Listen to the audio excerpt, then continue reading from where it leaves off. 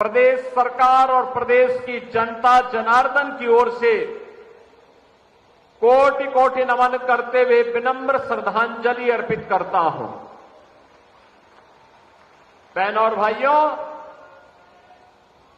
अलीगढ़ जनपद के एक सामान्य किसान परिवार में जन्म लेकर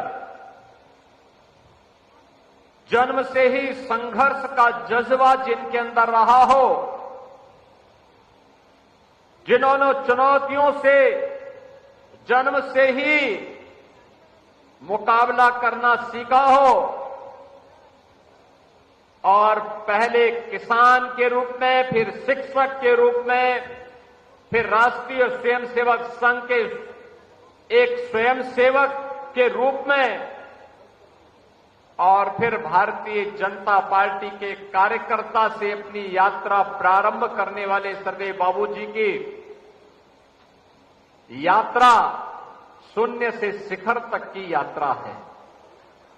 बहनों और भाइयों, वे विधायक भी थे, सांसद भी थे, प्रदेश सरकार में कांग्रेस की दमनकारी नीतियों के खिलाफ और लोकतंत्र का गला दबाने के खिलाफ हुए आपातकाल के आंदोलन में जेल के अंदर बंद भी हुए थे और आपातकाल के बाद प्रदेश के अंदर बनी सरकार के स्वास्थ्य मंत्री भी थे। तो राम जन्मभूमि आंदोलन के बाद उमड़ी हुई आस्था में पहली बार भारतीय जनता पार्टी जब प्रचंड बहुमत के साथ सरकार बनाती है, उस सरकार के मुख्यमंत्री भी बने और 1997 में दूसरी बार मुख्यमंत्री बने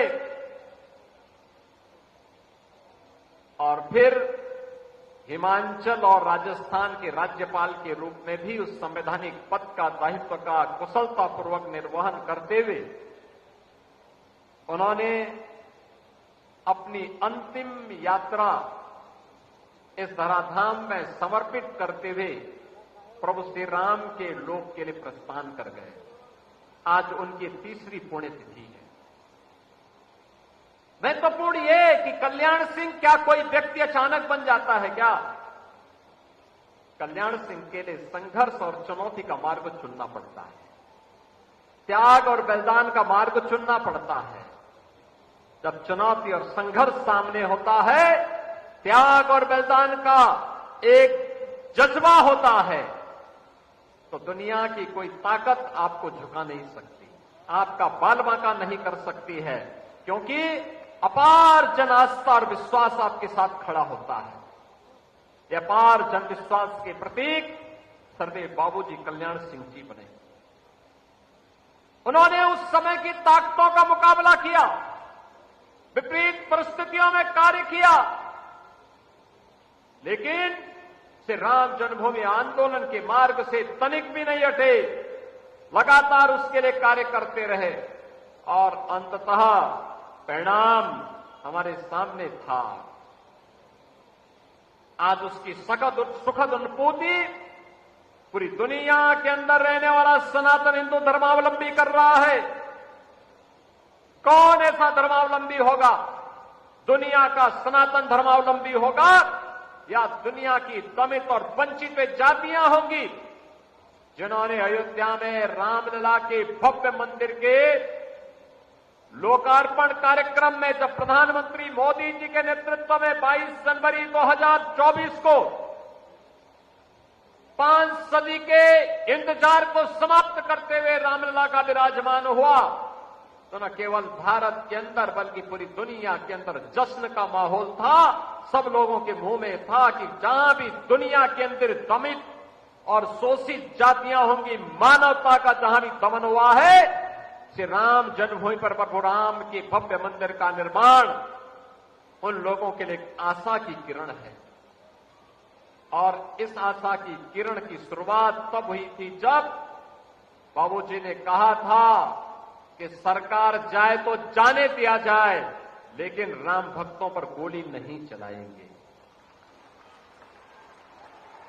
बहनों और भाइयों, आज हम हिंदू गौरव दिवस के रूप में बाबूजी की पुण्यतिथि के आयोजन के साथ एकत्र हुए हैं। बहनों और भाइयों, इसलिए क्योंकि उनका जीवन भारत की राष्ट्रीयता के लिए समर्पित था। उन्होंने जातिवाद को प्रश्रय नहीं दिया, समाज को विभाजन करने वाली ताकतों से उन्होंने दूरी बनाए रखी, हमेशा दूरी बनाए रखी। मूल्यों के लिए जीवन जिया था, राजनीति को आदर्शों का माध्यम बनाया था। राजनीति उनके लिए सत्ता और भोग का माध्यम नहीं बना था। राजनीति उनके लिए सौदेबाजी का जरिया नहीं बना था। राजनीति उनके लिए कथित अपने स्वार्थों की पूर्ति का माध्यम कभी नहीं बन पाया। वे मुख्यमंत्री के रूप में रहे हो, मंत्री के रूप में रहे हो, विधायक या सांसद के रूप में रहे हो, राज्यपाल के रूप में रहे हो, किसी भी संवैधानिक दायित्व का उन्होंने निर्वहन किया, लेकिन मूल्य और आदर्शों के साथ कोई समझौता कभी नहीं किया। लगातार कार्य करते रहे। एक निष्ठा जो राष्ट्रीय स्वयंसेवक संघ की पाठशाला में उन्होंने जानी थी, सीखी थी, उस दीक्षा का आजीवन पालन करते हुए वे कार्य करते रहे और इसलिए कल्याण सिंह बन पाए। इसलिए कोटि कोटि कार्यकर्ताओं के विश्वास के प्रतीक बन पाए और कोटि कोटि विश्वास के प्रतीक बनने के कारण ही उस समय की तत्कालीन सरकार की अराजकता के खिलाफ जब 1991 में, याद करिए, 30 अक्टूबर 1990 और 2 नवंबर 1990 को जब अयोध्या में राम भक्तों पर गोलियां निर्ममतापूर्वक चलाई गई थी और उस समय की सरकार एक तरफ हिंदू समाज को आपस में बांटने का कार्य कर रही थी और दूसरी तरफ राम भक्तों पर गोलियां बरसा रही थी, उसके खिलाफ अड़िग चट्टान बनकर के किसी एक नेतृत्व के सामने कोई उनके सामने टकराया था तो व्यक्तित्व था सरदेव बाबूजी कल्याण सिंह जी का, जिन्होंने कहा था कि हम हिंदू समाज को बंटने नहीं देंगे, हम हिंदू समाज को बंटने नहीं देंगे। ये जातीयता का जहर घोलने वाले लोग ये भारत को कमजोर करने का काम कर रहे हैं। ये जातीयता का जहर घोलने वाले लोग भारत के सामाजिक ताने बाने को छिन्न भिन्न कर रहे हैं और एक तरफ हमें आपस में बांट रहे हैं तो दूसरी तरफ तुष्टीकरण की प्रकाशता में चढ़ करके उत्तर प्रदेश को दंगों की आग में भी झोंकने का काम कर रहे हैं। और बहनों और भाइयों, 2 नवंबर और 30 अक्टूबर 1990 की तिथि भारत के इतिहास में उसी काले अध्याय के रूप में लिखी जाएगी जब अयोध्या में निर्ममता पूर्वक राम भक्तों का लहू बहाया गया था। उसके खिलाफ भी आवाज मुखर की थी सरदेव बाबूजी ने। बहनों और भाइयों, वही स्थिति जब 2002 उसके ठीक 2 वर्ष के बाद 6 दिसंबर 1992 को समय आया, केंद्र की सरकार का दबाव था कि अयोध्या में राम भक्तों पर कारसेवक पर गोली चलाई जाए। बाबूजी ने कहा नहीं, हरगिज नहीं, राम भक्तों पर गोली नहीं चलाएंगे। सरकार चाहे तो, हमारी केंद्र की सरकार चाहे तो मेरी सरकार को बर्खास्त कर सकते हैं और अगर चाहे तो मैं तैयार हूं, हमारा संकल्प पूरा हुआ, मैं अपने पद से इस्तीफा देने जा रहा हूं। और बहनों और भाइयों, मुख्यमंत्री पद को ठुकरा करके उन्होंने अपना रास्ता संघर्ष का चुना। और आज इसीलिए जब हम लोग बाबूजी की 30वीं पुण्यतिथि के अवसर पर यहां एकत्र हुए हैं, मुझे आप सबसे एक ही बात कहनी है, हम बाबूजी की इस पुण्यतिथि को हिंदू गौरव दिवस के रूप में मना रहे हैं। हमें हिंदू एकता के महत्व को समझना पड़ेगा। हिंदू कोई जाति नहीं है, मत और मजहब नहीं है, यह किसी संकीर्ण दायरे का माध्यम नहीं है, यह भारत की सुरक्षा की गारंटी है। ये भारत की एकता और भारत की एकात्मता की गारंटी है। याद रखना, जब तक भारत का मूल सनातन हिंदू समाज मजबूत है, भारत की एकता और अखंडता को दुनिया की कोई ताकत चुनौती नहीं दे सकती। लेकिन जिस दिन ये एकता खंडित होगी, उस दिन भारत को फिरके में बांटने की विदेशी साजिशें सफल होती हुई दिखाई देंगी। हमें इन साजिशों को सफल नहीं होने देना है, कतई नहीं होने देना है।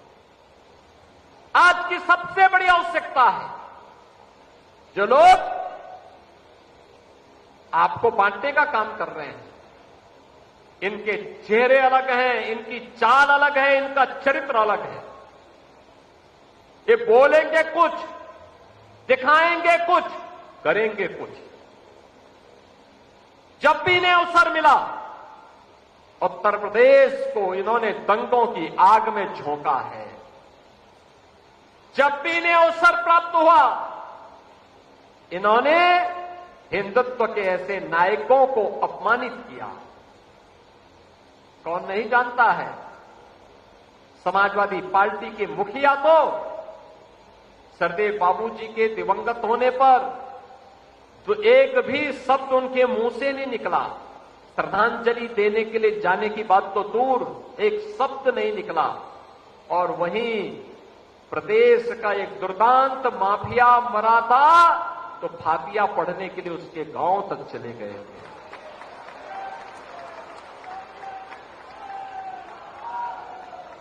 क्या यही पीडीए है? क्या यही पीडीए है? इस सकल हिंदू समाज के लिए जिनका जीवन समर्पित था, ऐसे सरदेव बाबूजी के दिवंगत होने पर श्रद्धांजलि देने की बात तो दूर, श्रद्धांजलि देने की बात तो दूर, एक शब्द उनके मुंह से संवेदना के लिए नहीं निकले।